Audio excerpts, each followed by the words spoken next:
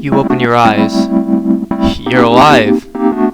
You really did it. You stare upwards. Scattered rays of light shine down through the gray sky clouded with ash. You are completely naked, lying in the exact center of a massive crater. You stand up and look around you. There's no sign of life as far as the eye can see in any direction. You look down at your body. Not a scratch on it. Not even a single scar. You wonder how long you've been dead. A gust of wind whips cinders and ash against your naked body. Your senses are heightened. Every atom of your body, every cell is energized with magic power. You take a deep breath. The air is thick with smoke and the sickening smell of burnt corpses. You clench your fists. Magical energy radiates from every pore of your body. You can now release your energy effortlessly. You rise from the ground a few feet. You're not the least bit surprised that you're hovering there above the rubble.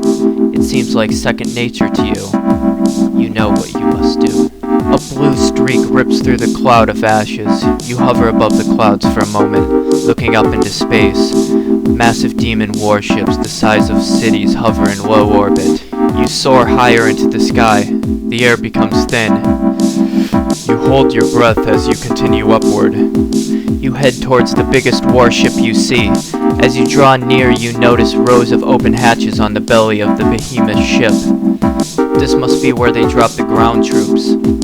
You expected resistance, but you realize that they probably didn't bother with defenses. Earth has no means of assaulting a spacecraft of this size.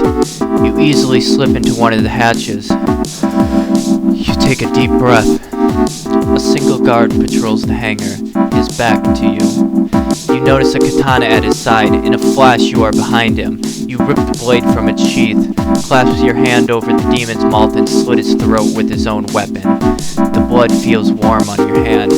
In a moment, he's dead. You fling his body out of the hatch into space. You channel energy through the katana. Blue flames lick the blade, searing off the demon's black blood. You leave the hangar and enter a hallway. At the end of the hallway, you see a squad of demons. They don't notice you yet. This time, you're the one making the surprise attack. You carve through demon after demon effortlessly until most of your nude form is stained with black blood. The ship is on full alert now. Demons swarm from every side. Your attacks flow like water, slicing through flesh and bone like air. The raw power is exhilarating. Nothing can stop you now from getting your revenge. You notice a few of the demons trying to escape. You run after them. They turn the corner and enter a side room. You are only steps behind them, but as you enter the room, nothing. Just four walls. You pause for a moment. Every inch of the walls are covered in strange runes. You turn to leave, but suddenly the door slams shut. The runes on the walls start to glow and flash different colors. They seem to move and change positions, slowly at first but constantly gaining momentum. You feel nauseous. Your head feels like it's going to split in two. Your body starts to tingle. It feels like you're about to be ripped apart. Then everything goes black. For an instant you see Earth in the distance, but it doesn't look like any of the photos you've seen from space. It's not green anymore, just gray, black, and dirty blue. Flames dance across entire countries. In a split second it's just a speck. What the fuck is going on? Colors dance and flare past you at the speed of light.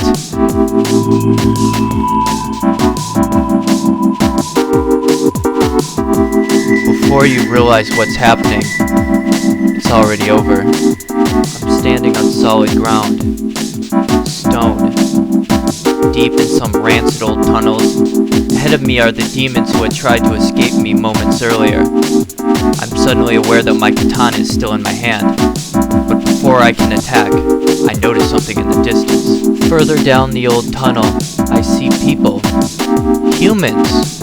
Half a dozen of them, all with blue hair, the same color as mine. The leader is a tall, muscular man, almost 7 foot tall, dressed in elaborate white robes, accented with silver runes. A simple silver chain dangles from his neck, adorned with a single sapphire.